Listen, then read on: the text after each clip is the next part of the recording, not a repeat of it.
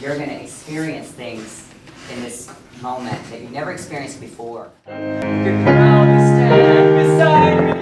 Duncan is such an amazing teacher, and he's so inspirational. If you've never seen a true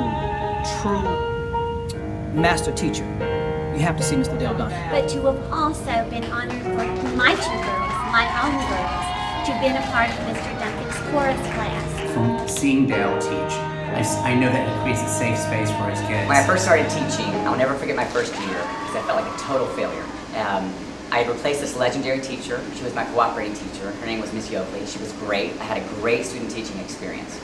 But when I started and I got my own classroom, the students knew that I knew her. It didn't go so well. I had terrible classroom management. The kids were always talking when I was teaching.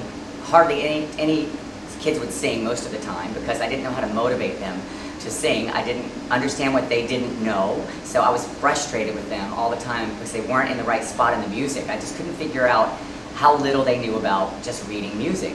So the frustration came to this one day, and this child named Tracy was sitting on the third row. I remember it like it was yesterday.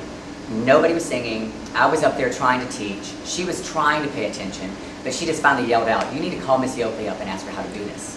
And I was like, wow. And after the class left, I just had this moment, like I thought, I either need to stop teaching and go back to that cruise ship I was singing on before I began teaching, which was looking really good, or figure this out. And so it took a long time, but one day at a time, I started to figure things out. I just dug deep in my soul. I went and watched other teachers teach. I wanted to see master teachers now that I had had my own classroom.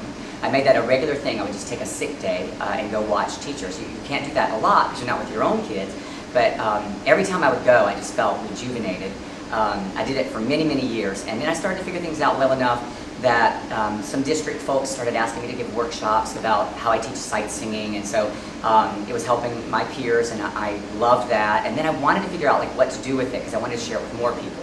And I decided to set up my phone in the room and record my sight singing lessons daily for a year and upload them to YouTube. And teachers started finding it, and they got to come into my classroom and watch me teach the lesson, which I wanted to do desperately as a beginning teacher, just to see other teachers do what they know how to do.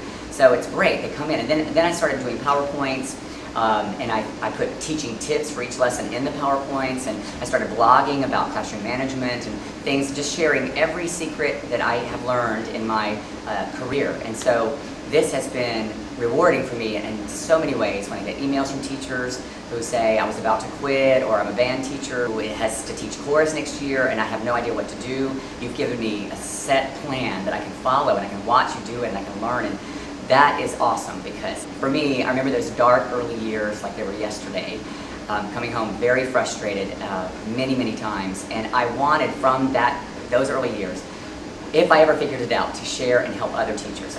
Dale Duncan has really been selfless in giving of his time. So many of my fellow students talk about Mr. Duncan when they talk about teachers that they remember, and it's for the same reason. He always gave each and every student the individual time and attention to let them know that they were important